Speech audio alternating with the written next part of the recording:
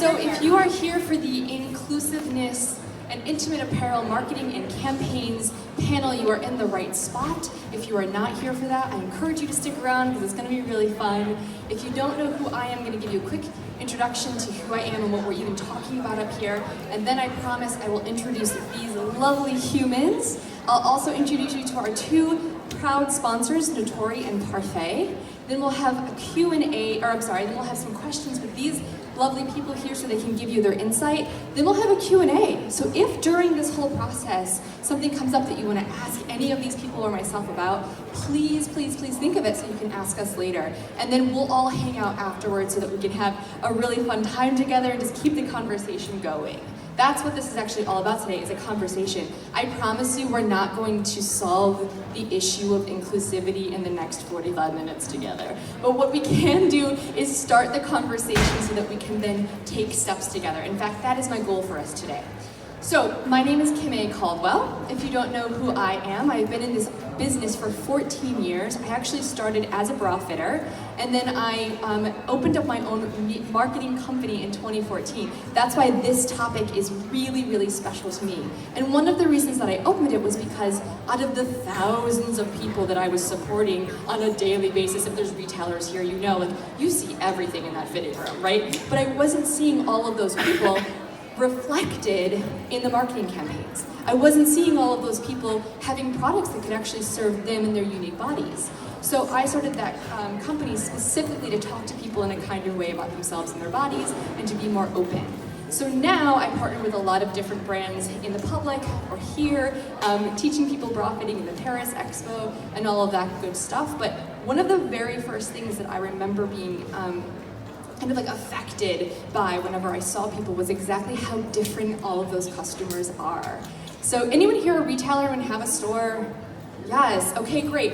We're especially hoping to support you today. So we're gonna talk to the brands, I wanna support you as well, but it's you who are working with the people one-on-one in the stores or online. That's where we are here to support today.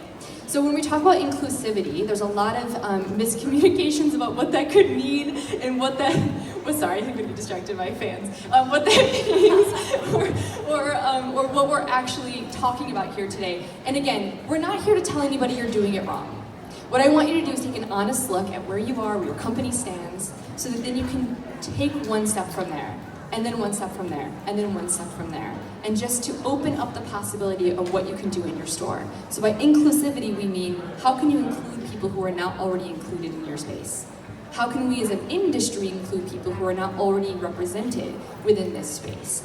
That is what we're talking about today. And marketing and campaigns, specifically because you can visually see these people, and it's how you communicate that to people that, hey, not only are we inclusive, we want you to know about it. We're gonna tell you about it, we're gonna show you that. That's what we're talking about. Okay. So let's introduce you to these lovely people. This is their information here, including my own. So if you would like to connect with any of these people, I will not be upset with you for on your phone Instagramming them right now. I actually encourage you to. So we're gonna start with Amandine Taylor on the top right. Amandine, can you just raise your hand for us so we know who you are? This is Amandine. Amandine Taylor is the brand and social media marketing specialist at Parfait. She graduated from Mod Art International in Paris, France, and Amandine became a fashion expert with over a decade of experience in retail, product development, buyer, and marketing. Her multicultural background and keen eye for style has made her a valuable ally for brands like Joseph, Esther and Jean-Paul Gaultier, whom she's worked with. After moving to Los Angeles for love, adorable, Amandine joined the marketing team of Parfait, focusing on strategic and operational activities. She was able to associate her work with her passion, focusing on redefining beauty standards and promoting a message of diversity and inclusivity. Today, Amandine is proud to share and promote products with an authentic and empowering message for women. Can you please help me welcome her? Thank you. First of all, it's Curve Day 2, so we need to get a little more excited than that. It's also National Underwear Day here. I know! Can we get excited, please? Thank you. I appreciate it. Okay, next on our list is Ken Natori, directly to my right. So Ken is the president of the Natori Company, a designer fashion brand with collections ranging from ready-to-wear, lingerie, and sleepwear to home textiles, fine jewelry, accessories, bath, fragrance, and legwear. They do it all. Before becoming president, he ran the company's e-commerce and licensing businesses and also helped oversee the finance, public relations, and marketing departments. Prior to Natori, Ken worked as both a TV and radio reporter for Bloomberg and in international equities at Lehman Brothers. Ken holds an MBA from Stanford University's Graduate School of Business and a BA from Amherst College. Please help me welcome Ken.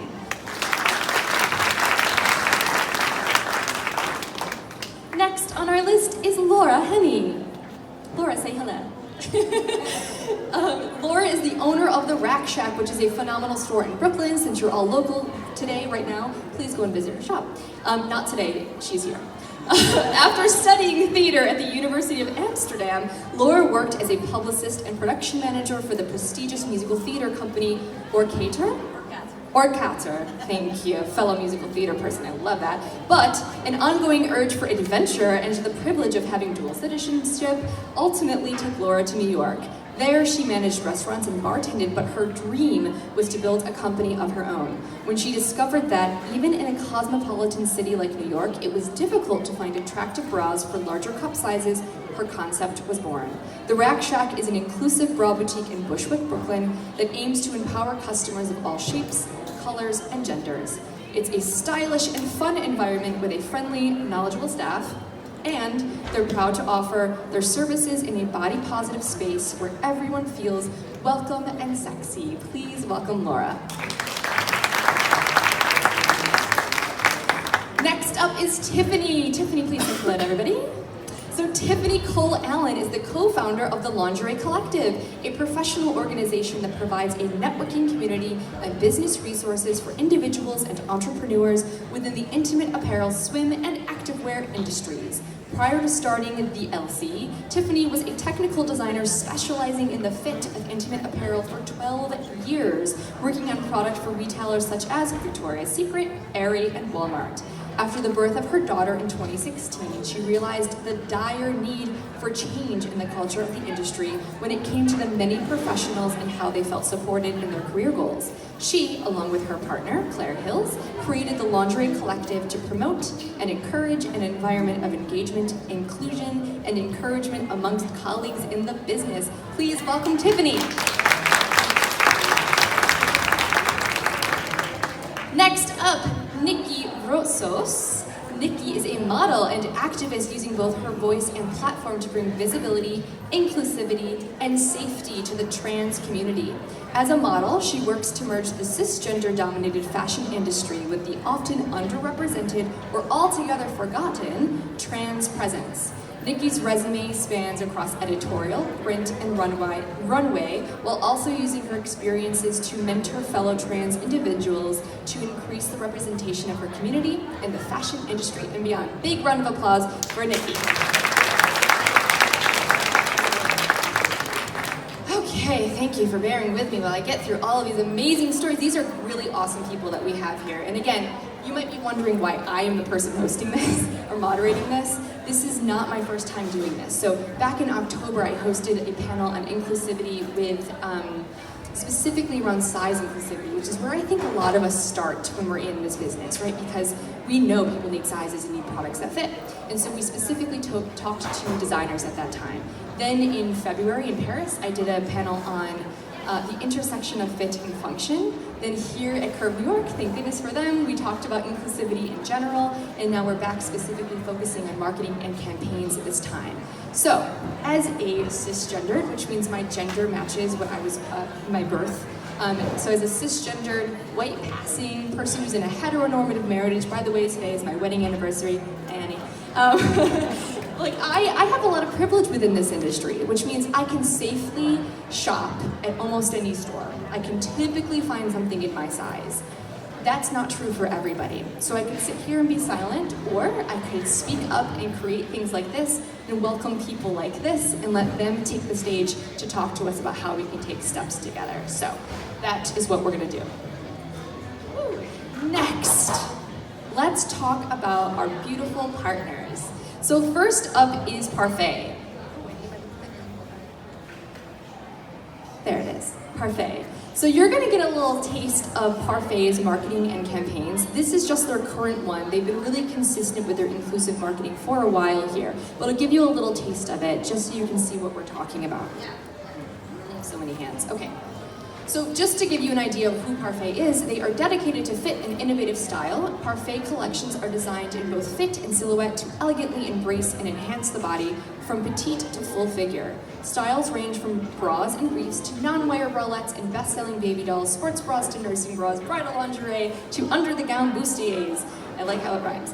Committed to size inclusivity, Parfait collections come available in an expansive size range of 28 to 44 bands, A to K cups, and extra small to 4XL bottoms. So I know Parfait pretty well as a fitter myself. And you'll see this campaign is one of their newest ones, and this is the Power of Perfect, which Parfait means perfect in French, cute little play on words. But you'll see, and you might even recognize some of these lovely people, especially all the way to the left. Those of us in the lingerie industry know the Elizabeth Dale. But they have created this campaign specifically to showcase some of the people who are forgotten, who are not shown, but are actually purchasing their products, or who they want to know, hey, you're welcome to purchase our products. We want to serve you. So here's a little taste of some of their beautiful marketing. So as a fitter, I was so pleased, and you'll see that bright red bra on the top right there, and also I think they're both, actually I think they're all wearing it in that picture, I apologize.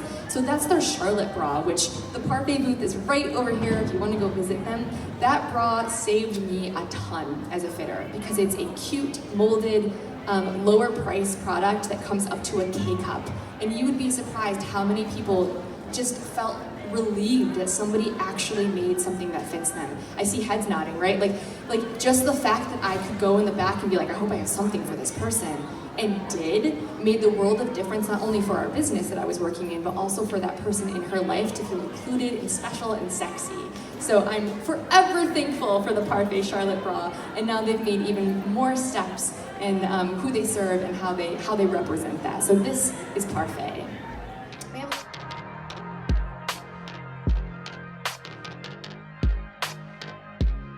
When you Google perfect, it's nothing that looks like me or anything that looks remotely similar to who I am. So many women have been left out.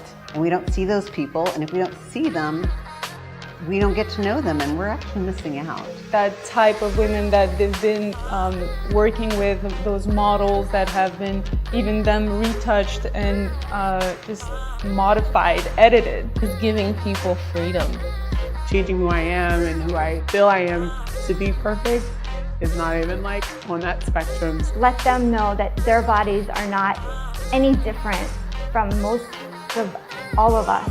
It's giving women an opportunity to find confidence, to be bold, to be energetic and be themselves, even like on set. It is so important that now we show something more real, and that all women can relate to what, to the commercials, to the advertisements that they see everywhere.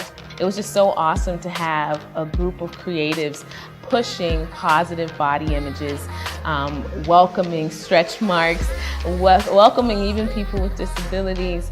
I think for the lingerie industry to, embrace that and embrace different types of bodies, different ages of bodies, different colors of bodies, I think that's the best thing they can do, because we're really celebrating what our nation was built on. They have a large outreach, they have a large network, they are seen by thousands and thousands of people, so it will help influencers, but also the girls who are growing up right now in this society, the next generation.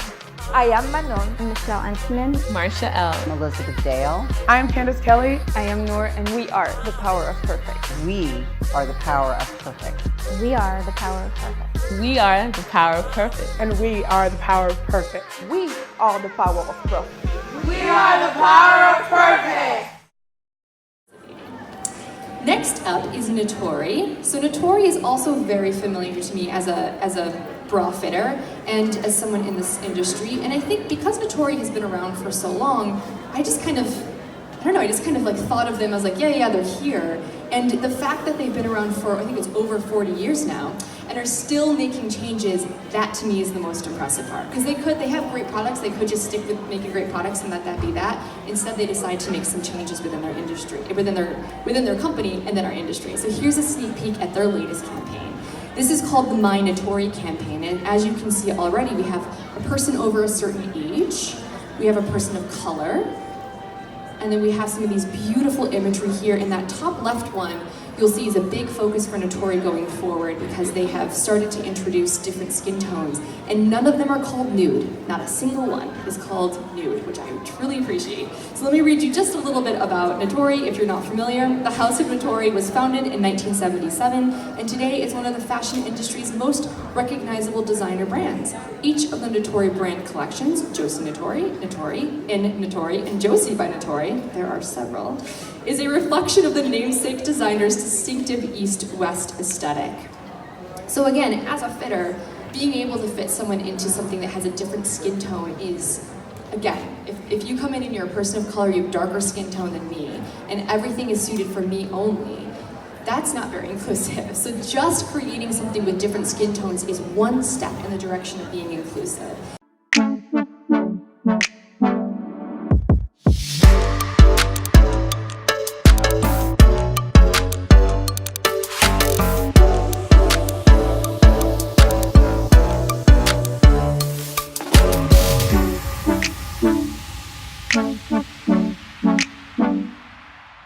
Such an awesome campaign, and really they're putting steps behind just the marketing with their products. Okay, so now let's talk to these amazing humans.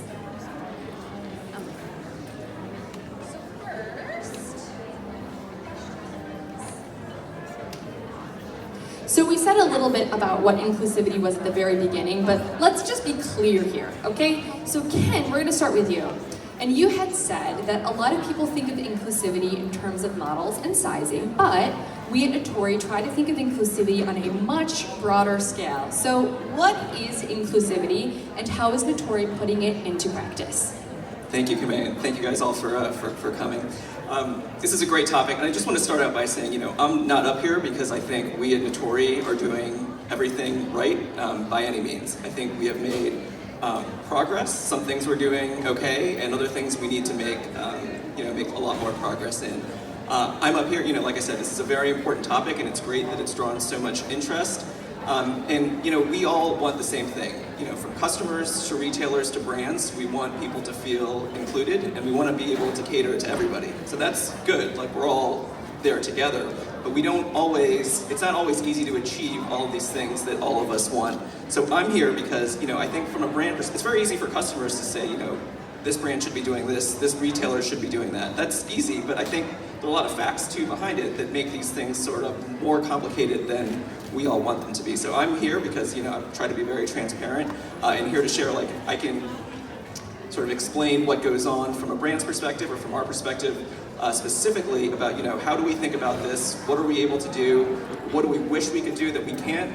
That's the kind of stuff that I'm excited to share with you guys. So, but in terms of how we think about inclusivity, like I said, we've made some progress in terms of our marketing. We've made some progress in terms of our product as well. We do view inclusivity a little bit more holistically. I think, one thing that we're trying to promote a lot more is a lot more connection to our product. Years ago, I joined the business 12 years ago, and the mantra back then was always, product speaks. If we can make great product, that's all we need to do, and the product will speak for itself. And I think that's really not the case anymore. Now, customers want to feel a connection with that product, so whether it's through sizing, whether it's through fit, whether it's through color, that's one element, but also what we've really been trying to do is to make people feel a lot more connected to our brand and to the people behind it. So, we're still a family-owned business. We push a lot more in terms of, in terms of the people behind the business, in terms of our manufacturing, and in terms of really trying to create that connection. So when we think of inclusivity, we really probably put it in a little bit of a broader bucket than most. Love that. Anyone else have something to add? If not, I have some examples here. Yeah? Okay. First of all, what is marketing? But I think we all know. Okay. Inclusion is the golden rule of fashion. Do unto others as you would have them do unto you. This is from Callie Ventresca. So I've included some quotes along the way because it's pretty difficult to be a fully inclusive panel with only 6 people. So this is an example of thinking outside the box and how can I include other people in this conversation whose voices are just as important and need to come through. So if you were at the panel in February, you might recognize just a few of these. I thought they were so important to include again, but I have some fresh things for us to take a look at too. This one is from Pansy St. Badish, a model. I almost said she, that's not her pronoun. They go by they, so it's one thing to be inclusive is you can think about people's genders and ask them what pronouns do you use. So they use they, and they say, to me, inclusion isn't just about inviting people to the table, but having a table they can get to and a seat for them when they get there. It's easy to speak to people, but putting in the effort to listen is what will ultimately lead to change.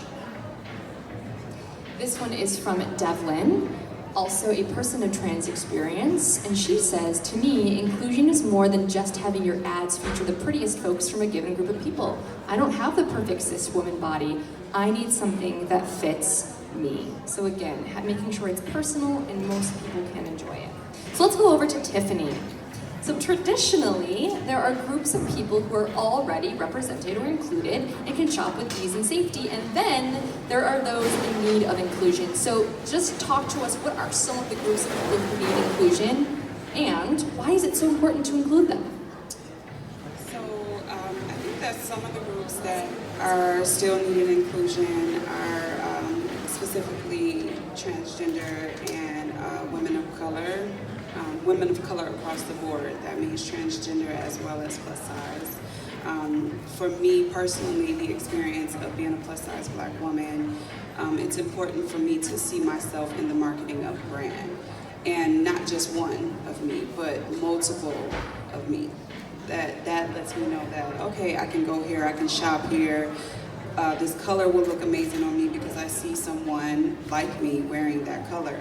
If there's no one there that looks like me or is the size that I am wearing your product, then I just probably would skip right over that brand because to me it doesn't, I can't relate.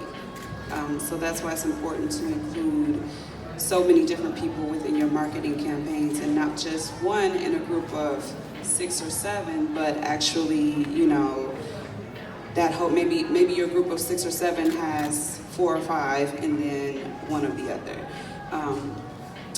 And also it's about being consistent, not just the one time, but like consistent basis. Absolutely. I mean, it's to have inclusion, you either want it to actually change your company or you want it to be a marketing ploy. And customers can absolutely see through when it's just a marketing ploy. Brand awareness and brand devotion with the customer comes from them being able to know that that's their brand that they can come to. And if they can only come to you one time and it works, and then they come back again and it doesn't work, they won't be back again. Yeah. Any other groups of people who are in need of inclusion that they can think about? Yeah? If I can say, disabled people. Yeah, people who are differently abled. Yeah. Especially in the intimate apparel industry, I feel like body with disability are really underrepresented. Totally. And it's true that at Apparel we're trying to make a point to represent those people. Totally. And both physical and mental different abilities as well. Anybody else? Even just to add on to that, I'm sorry, even in age, women, you know, older women being represented as well. My grandmother's 85 years old and she still likes to wear lingerie. She still wears bras, she still wears panties. Yeah. And she's always asking me, you know, what's a good brand for me to wear? She's now a single woman. She wants to feel beautiful underneath her clothing and she deserves to be able to. Totally, good point. Anyone else? Well, just, it's a very obvious group, but full-busted women. Totally. Yeah. And again, I think that's one of the great strides that our industry has already made or is making in a really great way. And now it's like, great, what's the next step? Who else can we start including? Anyone else that we're forgetting? And again, there's so many different groups out there, but these are great places to start. Anyone else? I feel like that's a good list to start with. Okay, great. Next, Nikki, it's one thing to be able to shop for inclusive products because they exist or are accessible, and another to see yourself represented by that store in their marketing. What is the real importance of representation in marketing, and why do consumers really care or need to see themselves in a campaign? I love that. So I got into the fashion industry because I grew up not seeing myself in the imagery that I was told that I was supposed to look up to. And I know how damaging that was as a young trans person, and I know how dangerous that continues to be. Not just for me as a trans person, but also for any disadvantaged minority. And I think that brands don't understand the weight of their social obligation that they have to actually create imagery that represents the world that is around us. When you don't see the world that is around you in the media and the imagery that is fed to you, you become scared of the world that truly is around you, because that's not the idyllic world that we're supposed to be seen. And specifically, when it comes to trans women of color, they are one of the highest recipients of violence in the not just the queer community, but also in minorities as a whole. And if we were represented, then people wouldn't be so put off when they saw us, because if they saw us in who we are, because granted, I'm not the perfect representation of what it is to be a trans person, and I understand that. But I understand as well, though, that being visible it takes away the fear that is associated with us. And that is something that is so important, that you're doing more than just pushing product. You are truly shaping the way the world sees communities. I love that. Let's hear from some more people. This is Hillary. She's here. Hello, Hillary. Consumers, and this is a consumer point of view I love, consumers are the ones buying the products. They are either giving rave reviews or trashing the brands on social media or by word of mouth. Even if they don't think they are an influence, they are marketing and inspiring whoever sees what they wear and by what they post about. In other words, your consumers are becoming your marketing for you. I love that. This is from Ashley. She says, when I see inclusive variations of models and mannequins, even if they don't reflect just my body or abilities, I feel welcome in looking at those products. I feel intrigued because it is so out of the norm right now, and I want to know more about the companies that are trying to bridge this gap. I love this part. I feel inspired and also hopeful that in the future, we won't need to discuss why it's important to include the expansive variety of humans on Earth in ads. Really great point. And this is from the lovely Elizabeth Dow. She says, the intimate apparel world should represent the diversity we see in our everyday world and fit with the melting pot premise of our nation. And especially today, where people often choose hate over education or understanding, it's even more important. And of course, she is featured in that Part 8 campaign. Okay, next up, Laura. So Laura, your store is very inclusive, and she is a one-woman shop. That's why her shop is closed today, folks, because she is here doing this important work. So she works hard, like many of you that are here, and being inclusive can require extra effort and focus. So the question is it worth it? And if you can come up with like an example of when being inclusive and your dedication to that practice has paid off for you, either in your customer's life, in your life, or even financially for your store. It is definitely worth it. Also, especially because my whole business is based on it. It's why I opened it. I wanted to be inclusive.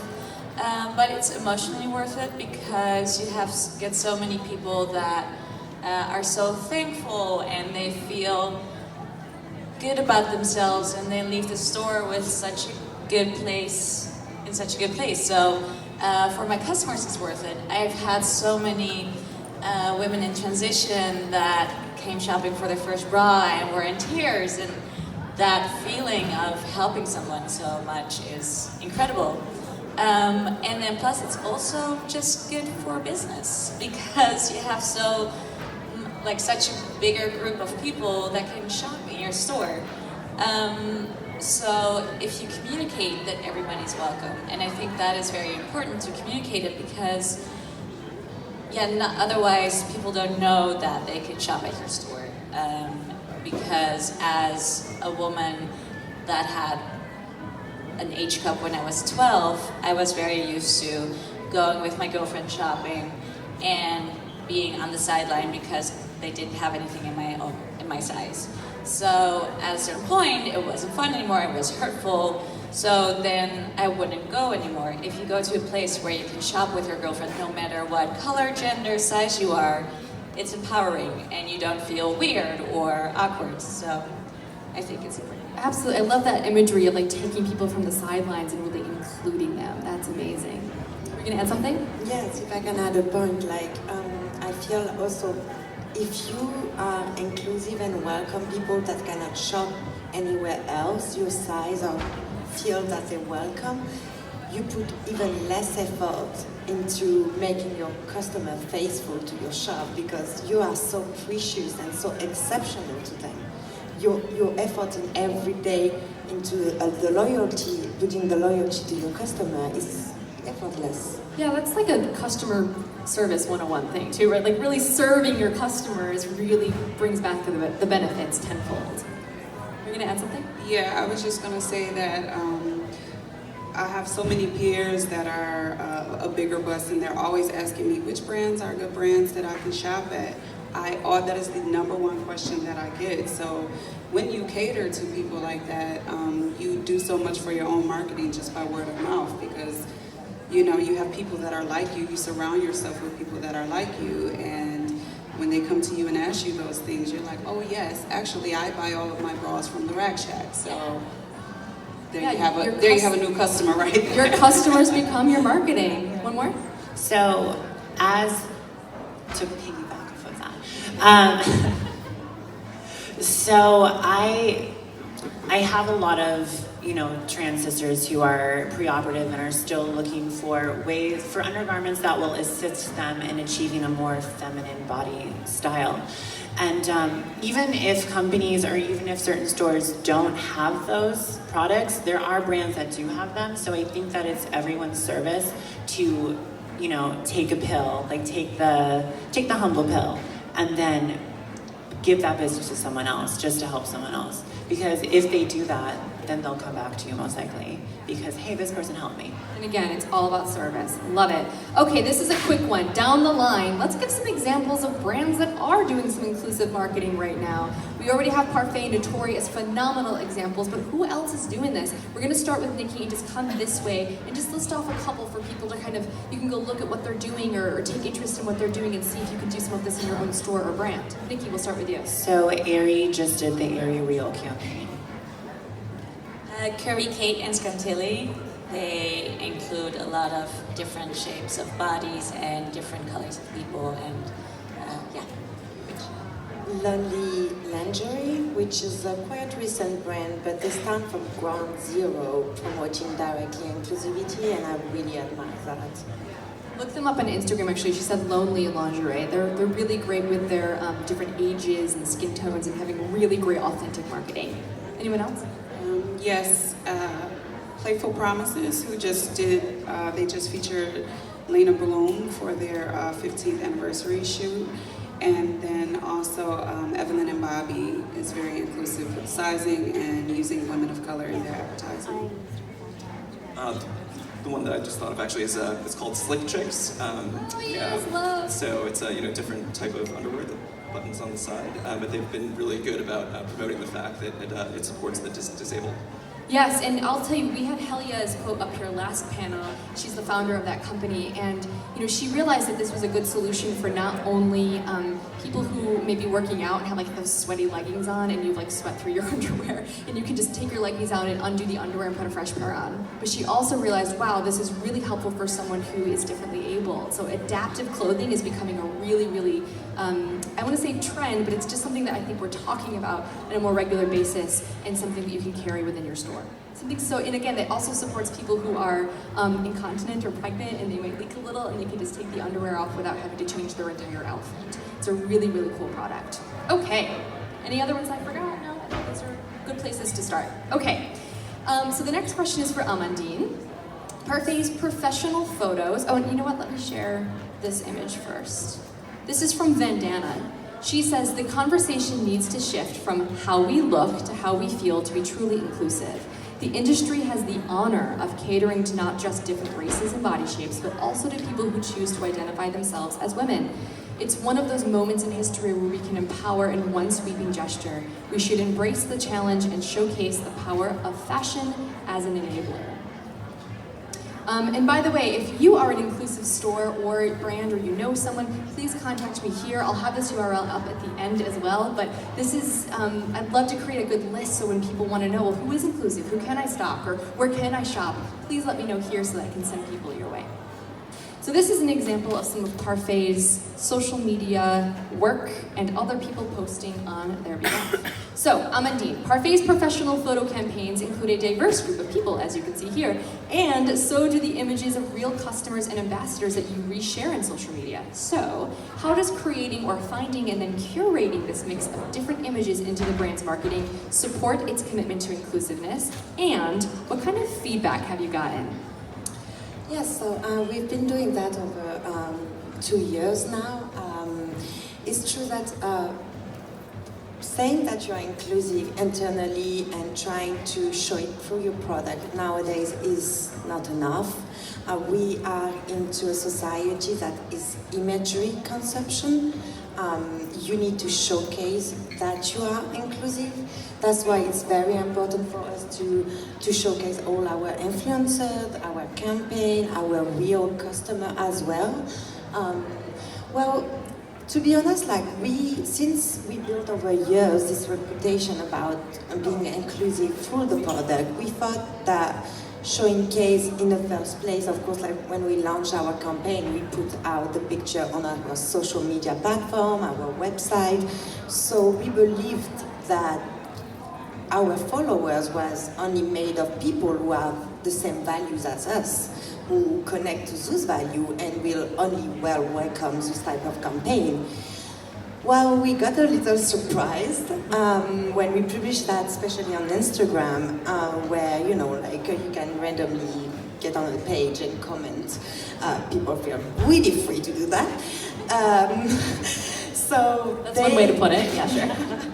So some people, unfortunately, start to put bad comments about, oh, why do you showcase women with curves? Like, are you promoting fat people? Or comment really, really hard to read, to hear.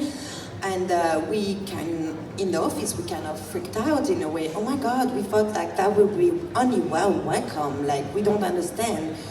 Well, those people obviously weren't really our true followers. They were kind of random. But the beauty of it is that our community gets stronger and we reply back to those people and say, look, like, here's our safe zone. It's where we want to see that. It's where we are coming to see that. If you're not happy about it, just leave. And then we felt relieved. We were, okay, that works. That works. And it was a really great feeling to see how our community can come together and defend each other. It was really beautiful. And I think when you're true to your true customers, and that's the thing, if you're trying to be inclusive just to be inclusive and you're actually including people you really want to come into your store, or you really want to serve, when you're really true to your customers and true to your values as a company, the people will come, they will support it. So there might be haters, but it is super, super important to be true to who you are. The next question is for Ken, and I have this fun example here. So this is from Ken's Instagram, and you'll see the My Notori campaign up there at the top, and then underneath is actually his family, which I thought was adorable. Not that guy on the right. Not that guy on the right, no, you're right. Not the guy sitting outside with the lovely lady and children. So I actually got a really great text message from a friend of mine who knows I work in the intimate apparel industry, and she said, oh my gosh, I just saw this My Notori campaign on the subway, and it's like so inclusive and so cool. She had probably heard of Notori, but this got her like so excited about the brand. She was just so into it. And so I'm coming to you, Ken, with this question. And the question is, the campaign goes beyond social media marketing and distribution. See the subway ad. But what was the reason for that, and what successes or frustrations is your team finding with the different methods of marketing this kind of campaign? Yeah, so it's funny, I joined the business 12 years ago, and as I think back, it all seemed to make sense back then, but for somebody to interact with our brand back then, you could see our product out on somebody, but outside of that, to interact with our brand, you either had to be at a high-end department store, or you had to be looking through a fashion magazine. And And that was kind of it, and now it's like, God, that's insane, right? So as we thought about, this series of Minatori campaigns that we've done, we also wanted to think differently about distribution and really promote the campaign in places and through channels where everyday people would interact with them more, which is not necessarily always high-end department stores. So we have for the past couple of years, as we've done a number of these campaigns. Last year we did bus shelters, we did taxi tops around the country, taxi TV, and this year we took it kind of a step further, doing more taxi TV, and this is the first time actually a couple months ago when we started doing it in subways, both in New York and in Boston. And we've had a very it's been a great, it's been a fun campaign. It's really been fun. I think people get genuinely excited to interact with your brand in a channel, through a channel with which they haven't necessarily before. So we certainly plan to continue with more iterations of this campaign and sort of hopefully distribute it in more unexpected places as well. Bringing it to the people, I love it. So Tiffany, let me see if I have some examples here first for us. So this is Ana Rey. She's from Spain. She was actually on my panel in Paris and has a wonderfully inclusive store in Spain. And she says, it's important to specialize and extend your offerings. The world has changed, digitized, and globalized. In the past, it produced global products, for example, a bra that would be good for the greatest number of women, but that managed to be not bad for all, but not really perfect for almost anyone. So she has this wonderful, wonderful social media, and she uses real customers. She showcases people that she takes these pictures, like, basically in a park nearby her store. And then she produces a calendar every year featuring her own customers, feeling amazing, providing, hey, look, this is who shops here, you can shop here too, kind of examples. So this is just one example if you have a store or a brand where you can support the people who shop there and have them support you. So Tiffany, this question is for you. How can a company practice being inclusive without being something for everyone? Can a store or brand specialize and still be inclusive, and how? Yes, a brand and a store, or a brand and or a store can specialize and be inclusive. The two are separate from one another. Your product is your specialty, but including everyone shouldn't be an issue, you know what I mean? Like, I don't want to go in a store and buy something because you targeted me as a woman of color. I want to go in a store and buy something because I like it, because I want to be a target customer because of my spending habits or because of my aesthetic or the fashion that I like to wear, not particularly because I'm Black or I'm plus sized. So I think that you can specialize in a product and include everyone at the same time as a customer or a target customer. Anyone want to add anything to that? That was a great answer. Yeah, because my store is, for example, known as more like a sexy, flirty, forward store, but I'm inclusive in my marketing. So, like, yeah, if you want more full coverage everyday bra, I might not be your store. Great point. But it doesn't mean that I don't exclude any groups, basically. Like, I would want to come to your store because I like sexy stuff, yeah. Not because you're featuring, you're reaching at me to come to your store, but because I actually like it and you offer product that I can wear. That makes sense. Yeah, go shop tomorrow. You should go shopping there. Sounds great. Well, tomorrow I'll be here, Wednesday. Wednesday, go shopping there. Everyone go to the Rack Shack in Brooklyn on Wednesday. Were you gonna add something? No? Okay, great. So next, Nikki, I heard you say inclusivity means an authentic willingness to include minority and underrepresented communities or persons without the ulterior motive to profit off of said community. So we all are in business here. So if a store or brand is marketing to an underrepresented group, how can consumers know when it's legit and not just profiting off of a trend or a group of people? And what can a company do to get it right? Okay, so the scary part is that it's really hard to differentiate between authentic inclusion and pandering. And honestly, I don't know if there's a way to differentiate between those still. The problem is, though, is that when you are reaching towards those specific minorities, you are just becoming, you're becoming another statistic. And when it's inauthentic, the people that you are the people that you're trying to grab aren't going to want to come to you. And we see this very notably in the recent Victoria's Secret scandal, how last year it was said that trans women would never be in the runway show because we aren't a part of the fantasy. And since then, the whole runway show has been canceled for this year. And recently,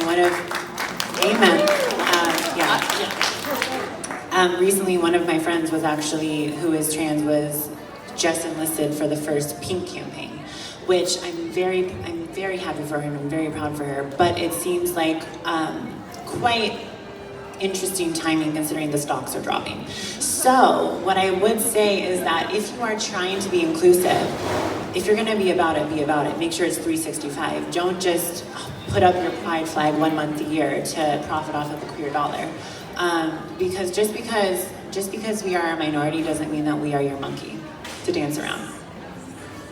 I could not have put that any better myself. Right, can we have some applause for that? That was perfectly stated. Thank you. I knew I asked you. She's got a brain. I knew I asked you for a reason. She's not just blonde and tall.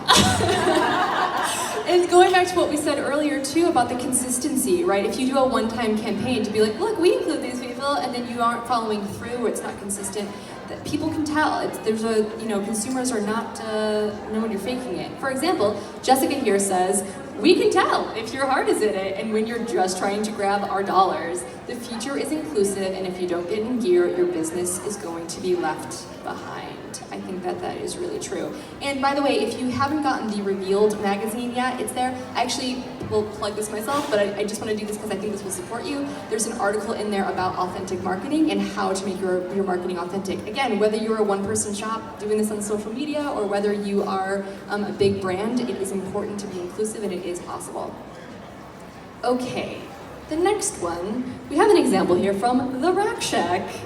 So Laura, your store communicates your commitment to inclusivity with great clarity on your store's website. Please notice on her website it says bra sizes up there with a huge range and everything in between. No body shaming, trans friendly, everyone is welcome. Look below that it says The Rack Shack. The Rack Shack is an inclusive bra boutique, blah blah blah. And then the picture, I don't think you can mistake that this store is welcoming everyone. Okay.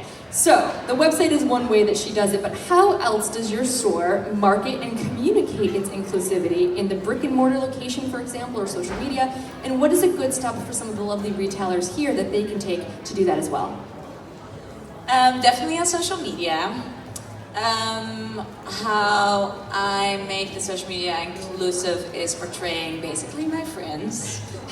I live in Bushwick, Brooklyn, New York, which is a very diverse place. And it's a very queer-friendly place. And I have a lot of friends of color. I have a lot of queer friends. I portray my mom. It's just it's life. It's people. We're people. We're all becoming all these different shapes and sizes.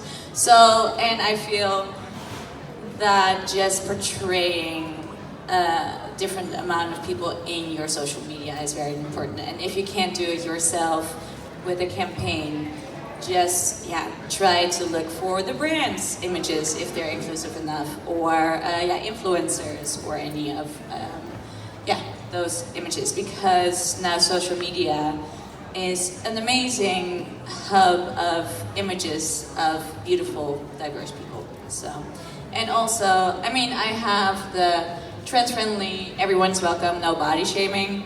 I have that on all my printed, my business cards, my flyers, my sandwich board outside. So, and then also in the store, I try to use gender-neutral language. I try to always emphasize on beauty of people.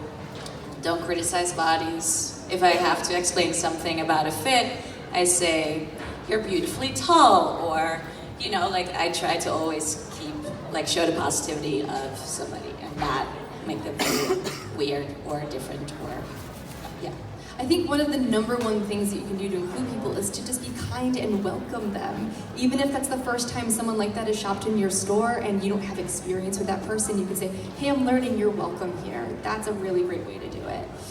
So here are some examples. This is from Nathaniel Gray, who runs a really great organization called The Proud Path that helps people and their families go through the coming out process.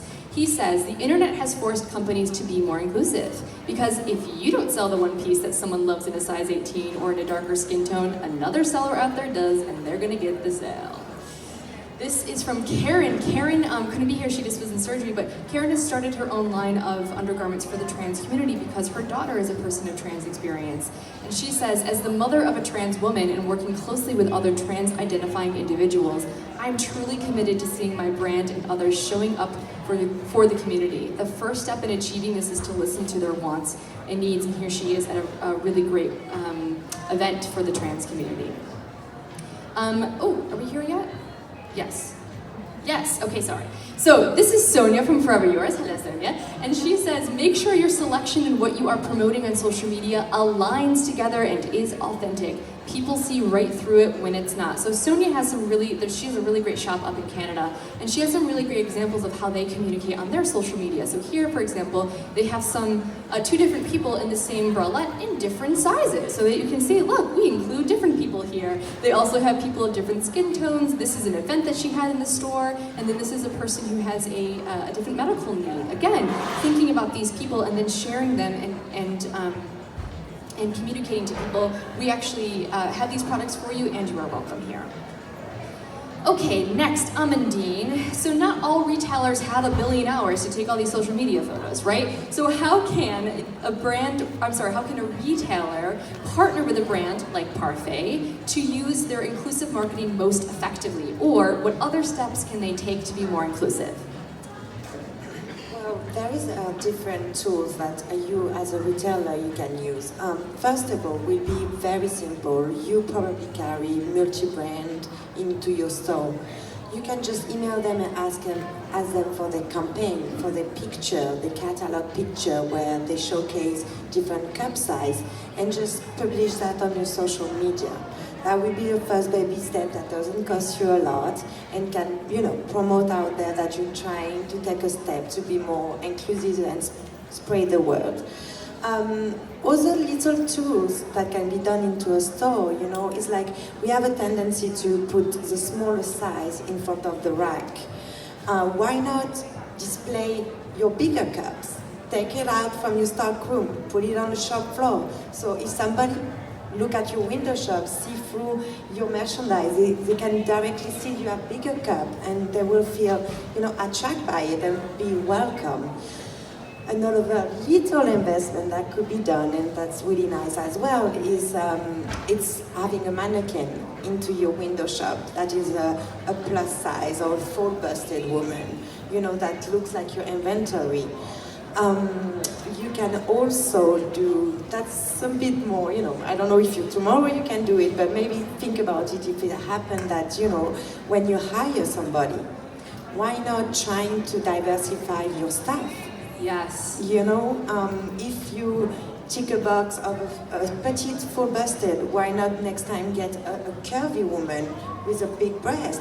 Or, without discriminating your recruitment is not what I'm talking about here, let's be clear. But trying to make your staff as well look like your customer who is coming into your shop or the customer you want to attract. That's a really good point. More or less that cover. Yeah. I'll add one thing, which is if you are doing these campaigns, like if the brand is doing that campaign and they have people that they're working with, influencers, or people are using that hashtag, you can reach out to those people and say, hey, can I share your image? Bloggers love to have their images shared, so go ahead and share it. And they don't own a store, so you can say, hey, here's this best-selling bra that we carry in our store on so-and-so. Come into our shop and purchase it. We're gonna add something? Yeah, I was actually going to add to what she said about diversifying your staff. I think that's important for the industry as a whole, not just for retailers, but brands as well, because to be inclusive of customers, you need to understand their thoughts, you need to understand their ideologies, and how they feel, and what makes them want to buy a product. And you really can't guess. You have to actually talk to those people and have those people at the table when those designs are being created and when those marketing campaigns are being brought to the table and decided on to say, yes, this will work, or no, this won't work. And a lot of the times, a lot of businesses make the mistake of not having those people included, and they have a marketing campaign or they have a design that absolutely is the wrong thing, and then they don't find out about it until they've spent the money and put it out there, and the backlash happens. But if you have people at the table in the beginning, then that eliminates a lot of that. Absolutely. Final thought. Go ahead. Just to reassure you, like inclusivity covers so many things. Taking baby steps, like you're doing the campaign, but you don't have the staff yet. It's okay. You can, you just smile to the customer who mention what you do not, and say, look, like I'm hearing you. I promise you, next step, I will try to think and take another step on that side. One step at a time. Yes. Love it. I'm going to go through some of these a little bit faster because I want to get to our beautiful questions and answers, but I love, this is just a great point from Sonia Renee Taylor. She's a phenomenal book. Go buy it. She says, radical self-love demands that we see ourselves and others in the fullness of our complexities and intersections, and that we work to create space for those intersections. And then finally, I want to read this. It's a long one, bear with me, but this is really important. If you are a person who owns a store and you maybe you're not an underrepresented group, this is why it's so important to still do this work. So this is from Joanna Hoffman, who's from Athlete Ally, a really great organization that works as allies to the LGBT community, specifically in sports, but it filters into this as well. And she says, an ally recognizes that toxic masculinity, white supremacy, and their manifestations, including racism, sexism, homophobia, transphobia, hurt all of us, and that we all have a responsibility to proactively work to dismantle them. Being an ally starts with examining our own belief systems and honestly and unflinchingly and committing ourselves to actively listening to and centering the voices of marginalized populations. To live in allyship is a constant, lifelong process of having often uncomfortable and difficult conversations with ourselves, our family members, friends, colleagues, and teammates about the impact, not intent, of words and actions, and how seemingly harmless biases and beliefs can cause lasting harm to the people around us. I get goosebumps every time I read that, and I've read this so many times because that is why this is so important that we take these steps today, and I'm so proud of you all for being here and being a part of the process. Can I piggyback off of Yes, ma'am. Okay, thank you. Okay, so we hear this word privilege thrown around a lot, right? And the thing about privilege, in my opinion, as a trans, white, cis-passing individual, is that it is not your fault if you have privilege. It is your fault if you don't use that to better the lives of those who don't have it. Amen. And that is honestly something that we need more of in every facet of our life, especially marketing and retail. Beautifully said. Again, I feel like I'm going to applause again. So this is, Josh Burnoff says, we are all listening here. The best listeners will end up the smartest. So again, listen to your customers, listen to the community, see what needs to be done. Okay, so now it's time for some Q&A. Again, I've got these lovely people up here with their information so that we can take, you can tweet at them, share some of the things that they've said here, connect with them, ask them questions. But now is a chance to ask them questions right here in person. So we have a question over here already. I think I'm gonna run this over to you. Yes, what is your question? So my question is actually directed at Tiffany, but is for everyone who has an opinion and an answer. I have a size-inclusive lingerie brand called Liberté.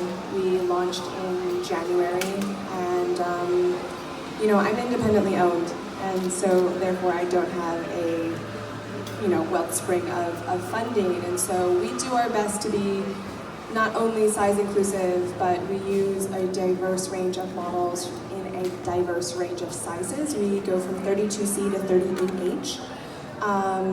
But again, I'm an independent brand, so I really wanted to make sure that the product that we do have is beautiful, fits well. We fit on 3 different size fit models, but we do not make B cups yet, and we do not go into 40 band yet.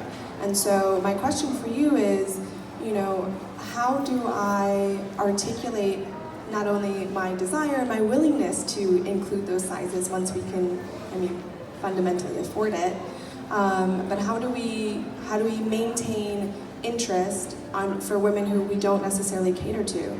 I Like, I would never want them to be like, oh, well, they don't carry my size right now. But when we do, I obviously, want them to come and feel welcome. Anyone? Go ahead. I think that you can possibly find ways to say that on your website that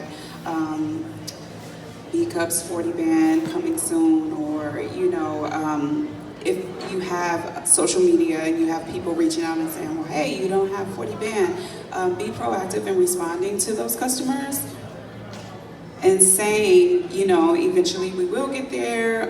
Please stay in tune with us. Please continue to follow us. We will get to servicing your size eventually, because I think it's more so about customer service for people to say, if you don't have it, that, okay, eventually it will come, so I'll keep following this brand. Okay, so you feel that saying eventually, or, our intention is to have this. Because I don't want to say coming soon, because it's like the coming soon really depends on it. Yeah, I think that you can say eventually. I think for most customers now at this point, it's if a company is transparent, what makes them relatable. You know what I mean? So if you're transparent and you're real, it's a real thing that you need funding to be able to provide those sizes.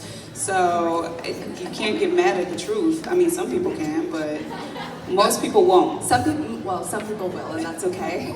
Yeah, and those are the ones that you don't want to be your customers, essentially, because they'll probably find something to complain about anyway. If I can add something, I might have an advice for you. Definitely transparency is a base, a card to play, especially when you're small and you're trying to grow. You seem young with a lot of passionate for intimate apparel, and I believe you guys have a lot of knowledge, technical knowledge. We know that smaller cup requires all the mold, etc. Why not just putting up an educational page on your website, and then you put a little link to fund a foundation platform and say, look guys, I want to do it. This is why technically as a small brand I cannot afford it. If you play transparent, people who connect to you will respect that, and they will probably call their friend. Look, you remember this cute bra you wanted to buy, they don't have it in Geeka but they're trying to. Don't you want to put $5-10 in the foundation bucket, and you might be surprised how fast it can go. Good point. Even having, maybe a contact page where people who don't have sizing say sign up, to let us know. If we don't have your size included, sign up to let us know what your size is, so that you know exactly how many customers you have that are interested in that, and you could potentially send out an email blast when you finally do get those sizes arranged. I have one point too. First off, congrats on making it this far. I know being independently owned, it's very difficult, very challenging. So congrats. But also, I think your story highlights a really an issue that a lot of brands face now. Is that, to me, you should be celebrating the fact that you're offering up to H. But I think what a lot of brands, given the Twitterverse and given everything, this inclusivity issue can sometimes be a little dangerous, because for all the people that are crediting you for what you're doing, there are also people out there who say, oh, you're doing this, but really you should have been doing this a long time ago, and you should also be doing X, Y, Z, 1, 2, 3. And it's just, so I think all of us here, customers, retailers, brands, we should be celebrating progress. If I would have thought 10 years ago that there'd be a panel at Curve talking about inclusivity in marketing, much less the fact that we, as a company, and all of us here would be up here to participate in it, I'd be like, wow, that's amazing. And yes, there's so much more that all of us can be doing, but also I think we should be celebrating that we've gotten here so far and that it's going to continue. Well put, Ken. Do we have any other questions? Yeah. Hi. So my question's really for Nikki and Laura. So we do mastectomy, we do first fittings, we do elderly. And I have had now two trans clients, and I went in, I fit like any other client, and one was really kind of heartbreaking because they emailed us and said, I was at another store, and it was a big brand store, and they called me a freak and told me to get out. Will you fit me? And the owner and I were like, absolutely, we'll fit you. And they actually just lived right around the corner from where our shop is. And she came in, and she's still transitioning, but she left feeling beautiful and wonderful and trying on lingerie, and we got bras for her. But having only fit two, and you want to include everybody, and I know the wording we use for, I love my curvy girls, because I'm not curvy, I'm kind of straight up and down.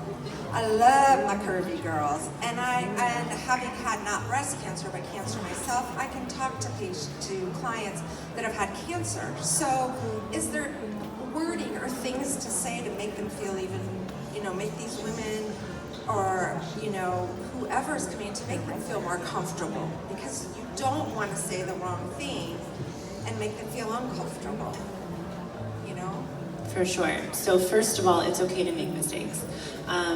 It's something that's ingrained in us, in our community, that we almost expect people to make those mistakes, but as long as they take credit for that and then rephrase it, it's fine. With that said, you said that you've only fitted 2 trans women. Keep in mind though that 1 in 20,000 people are transgender. That means that technically, if we put this into perspective, you fit 40,000 people. So that is something that just because we aren't as common as everyone doesn't mean that you aren't doing good work. If someone comes into your space, and it's okay for you to call it out and say, look, I am new to this, but I'm gonna make my best effort, that will give someone so much peace of mind that you don't need to be perfect. Just as long as you say, hey, I'm here for you, and we're open to this, and we're gonna make it through this together, you're in. Beautiful. What a thoughtful question. I love that so much. Anybody wanted to add anything? Maybe Laura? Well, you can also fill it out a little bit also on how much they want to personally tell about their story and their transitioning. Because sometimes, you don't know in what stage they are, and you want really, so give the opportunity for the trans women to talk and to tell their story, and if they don't, that's okay too. Yeah. I'll add one thing to that because I've helped a lot of people with trans experience, and She actually was the first person to fit me ever in a bra. So, yeah. My honor. But also you have to remember, some people, just as Laura's saying, like some people might really come in nervous and be like, you have to really treat that person both as any other customer, but also know they have special needs. And their needs might be physical and emotional. So just like you are helping people after breast cancer, which is an absolutely emotional and physical need different than another person, they might also have physical and emotional needs that's different than your other clientele. And then there might be some people that are like, I want to be like everybody else, please don't treat me any differently. So just using your intuition as a person, as a woman, to like interact with them and see like how much of the special needs and attention do they need here will go a long way. And asking them. Yeah. Normal questions about bra shopping. Treating everyone like they're a normal human being, normal air quotes, that will do more than anything you could ever do. Just treating us like we are human, because so often we are dehumanized. By giving us back our humanity, you're doing great, sweetie. Like, don't worry. Good encouragement. Any other questions? I think we don't have a ton of time, so who has another question? It's okay for you to ask another question. Yes, coming over. And stand just a little bit this way so you're not in front of the microphone. So I don't really have as much of a question as a comment, but one of the things as a plus-size woman myself that bothers me is all of the photoshopping. And so, like, I even see plus-size bloggers who have smooth skin and no wrinkles and no cellulite and no lump in their tummy, and my tummy doesn't look like that. And I mean, for me personally, what I do is I put pictures of myself on social media. So I am all over social media in my bra, and I try to, if I hire models and I don't Photoshop them. But what advice can you give, I would say especially to the brands, because I feel like the brands include plus-size women or women of color or trans women, but everybody's Photoshopped. They look perfect. Their skin is perfect. Want to go first?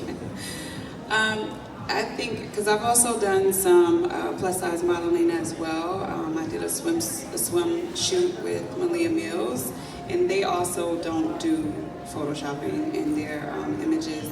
And for me, it was kind of like seeing myself, I was just like, oh gosh, but then I was like, no, this is actually pretty beautiful, you know what I mean? Like, it's real. And I think that brands sometimes get caught up in the idea of the image, as opposed to just saying, this is the product, our product is great, it looks great, it fits great, and it will sell. We just need to put it on people who look real, you know what I mean? You get caught up in the image of the advertisement and it, you know, looking a certain way, and even in using models who are curvy, who aren't, you know, don't have like the regular shape, the desired curvy shape, I should say, that most people are like on trend with now.